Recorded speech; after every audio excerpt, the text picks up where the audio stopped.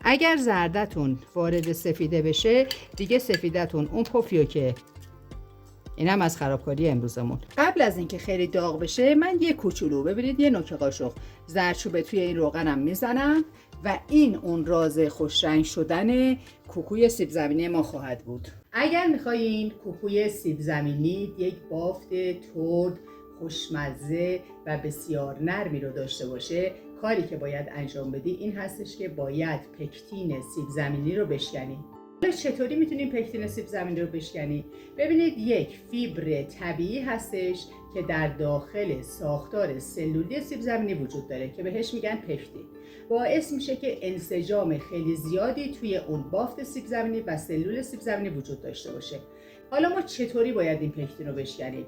من امروز میخوام این آموزش رو به شما بدم، ولی باور کنید بعد از دیدن این آموزش مطمئنم که حتما میگید که این نکات رو تا حالا هیچ جا ندیدید و نشنیدید. اگر واقعا اینطوری بود حتما توی کامنت ها برام بنویسید که خیلی خوشحال میشم بدونم که این مطالبی رو که امروز بهتون میگم براتون مفید خواهد بود.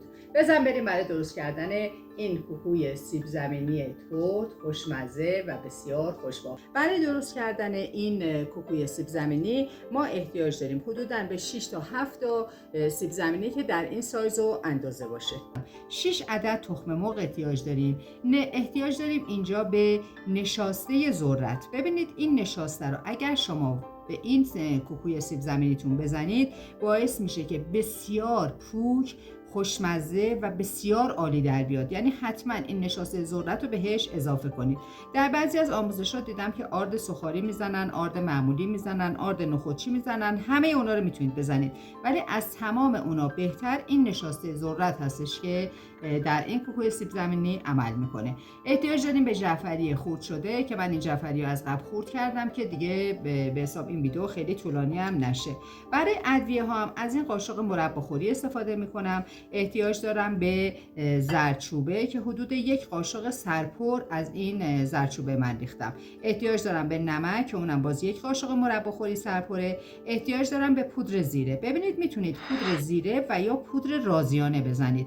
هر کدوم که در دسترستون باشه این کوکو سیب زمینی شما رو بسیار خوشمزه میکنه و اندازش هم تقریبا 1/2 سرخالی از این هستش.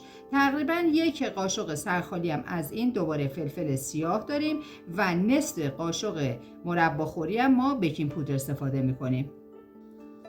نکته بسیار مهمی که برای درست کردن کوکوی سیب زمینی وجود داره این هستش که شما باید اول زرده و سفیده هاتون رو از همدیگه کاملا جدا کنید، مثل حالتی که میخواین کیک بپزید. اینجا من زرده و سفیده رو از هم جدا میکنم. اگر تخم مرغاتون ریز بود میتونید که میزان این تخم مرغ حتی تا 7 هم برسونید. اگر زردتون وارد سفیده بشه دیگه سفیدتون اون پفیو که اینم از خرابکاری امروزمون، پفیو که باید سفیده بکنه دیگه نمیشه و سفیدتون خیلی پف نخواهد کرد. پس اینو کاملا دقت داشته باشید. خب پس زرد و سفیده رو کاملا از هم جدا میکنیم. اول کاری که ما باید انجام بدیم این هستش که باید این زرده رو کاملا بزنید. اولش با دور کند میزنید و بعد دور رو میبرید روی تند که به سرعت این بره به سمت پف کردن.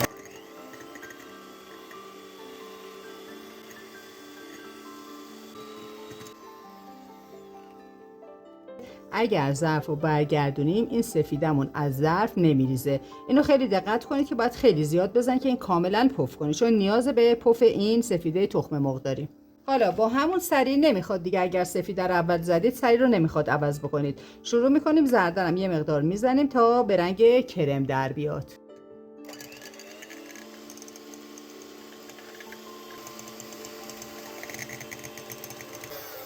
وقتی به این رنگ در اومد دیگه کافیه. حالا میتونیم برش داریم و بذاریمش کنار. خب یه قابلمه رو میذاریم آب داخلش جوش بیاد کاملا.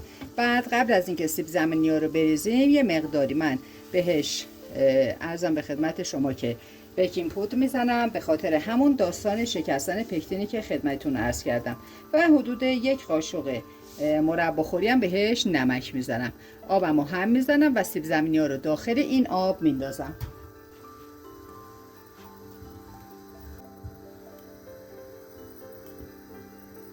خب حالا من درش رو میذارم و اجازه میدم که این سیب زمینی ها بپزه. الان این سیب زمینی با نمک و بیکینگ پودری که من داخلش ریختم داره میپزه. حتما این کار رو انجام بدید که بسیار بافت این کوکوی سیب زمینی شما تغییر خواهد کرد و شما بعد از پخت خواهید دید که چقدر این کوکوی سیب زمینی ترد و خوشمزه خواهد بود. از نظر رنگم حالا بهتون میگم که باید چه کاری انجام بدید که یک رنگ بسیار زیبایی رو بتونید برای این کوکوی سیب زمینیتون بسازید.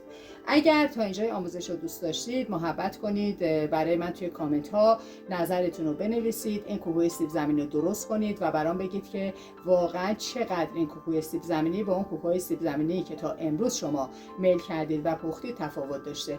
و حتی اگر شده یک قلب کوچیکم برام بذارید حمایت خیلی بزرگی از کانال خودتون کردید.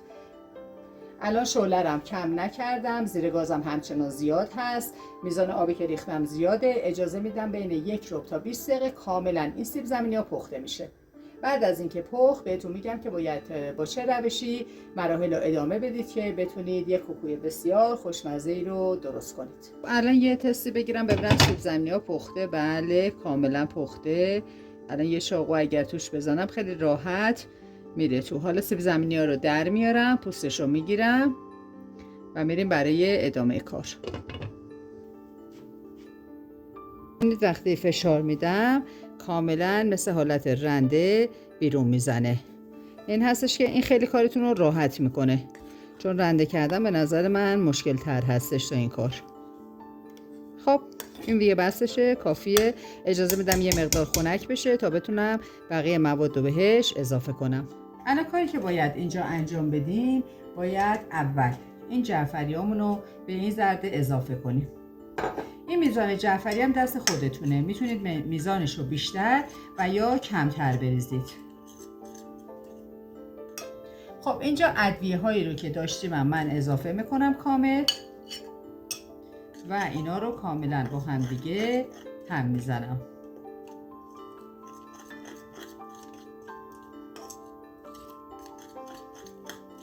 ببینید قشنگ با هم دیگه هم بزنید که این ادویه ها جعفری و تخم مرغ کاملا با هم دیگه به حساب هم بخوره و مزه ها به خورد هم دیگه بره.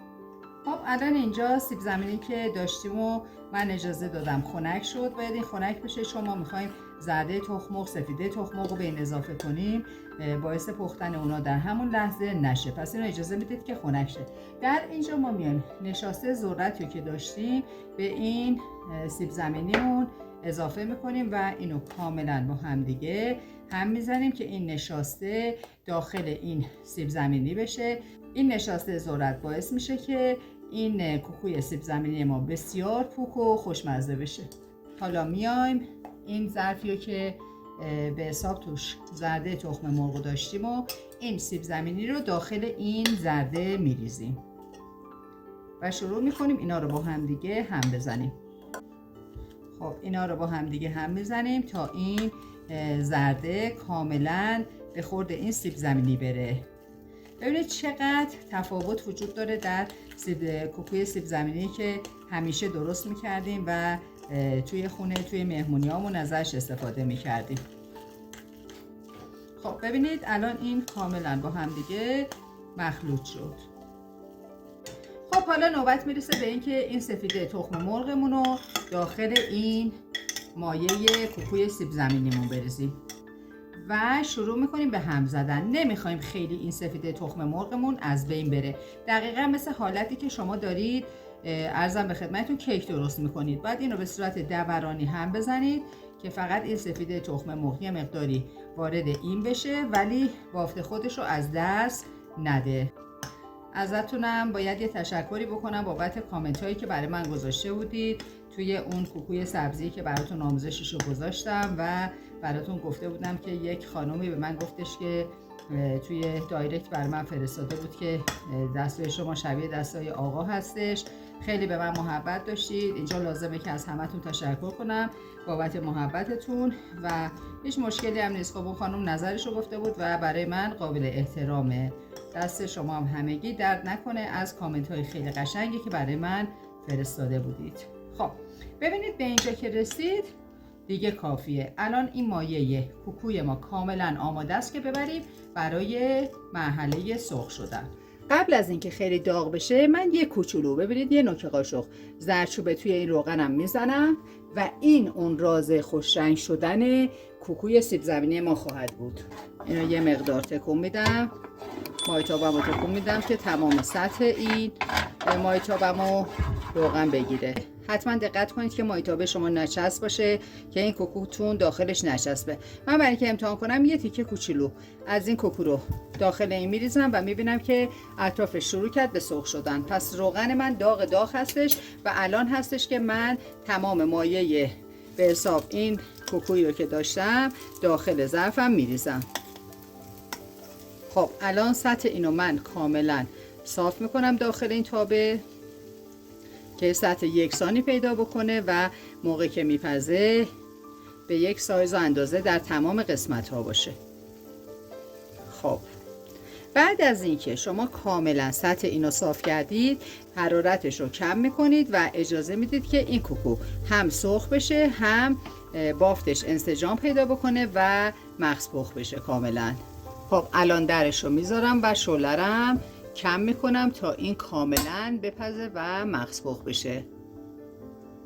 خب برای اینکه ببینیم که این کوکوی سیب زمینی ما پخته یا نه یه چنگالو من داخلش میزنم و میارم بیرون. ببینید هیچی به چنگال نچسبیده، پس این نشون میده که مغز کوکوی سیب زمینی منم کاملا پخته شده.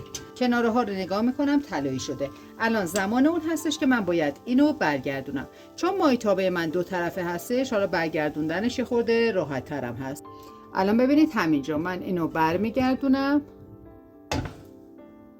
و درش رو باز میکنم. به به به به، ببینید چه رنگی پیدا کرده. واقعا این کوکو جدی میگم بهتون، یعنی جزء بهترین رسیپی ها هستش برای درست کردن کوکوی سیب زمینی. خب الان ببینید چقدر این قشنگ پخته و چه آب و رنگی پیدا کرده. من اینو الان تقسیم بندیشم انجام میدم که خود این کناره هاشم یه مقداری از بغل سرخ بشه و شکل‌تر و قشنگ‌تر هم بشه. دلم میخواد یه ذره بور شام بزرگتر باشه که چیدمانش هم برام قشنگتر و راحت‌تر هستش. این کوکوی سیب زمینی بسیار ترد، خوش رنگ و خوشمزه ما آماده شد. من اینو تقدیم میکنم به نگاه زیبای عزیزانم که تا آخر این ویدیو با من همراه بودید و از آموزش ها استفاده کردید. کانال رو سابسکرایب داشته باشید، میتونید روی عکس من بزنید و وارد کانال بشید. روی ویدیوهای آموزشی که در این قسمت ها میذارم میتونید بزنید و وارد آموزش هایی که از قبل گذاشتم هم بشید و استفاده بفرمایید. امیدوارم که درست کنید و این کوکو رو دوست داشته باشید، در کنار خانواده عزیزتون. نوش جونتون باشه.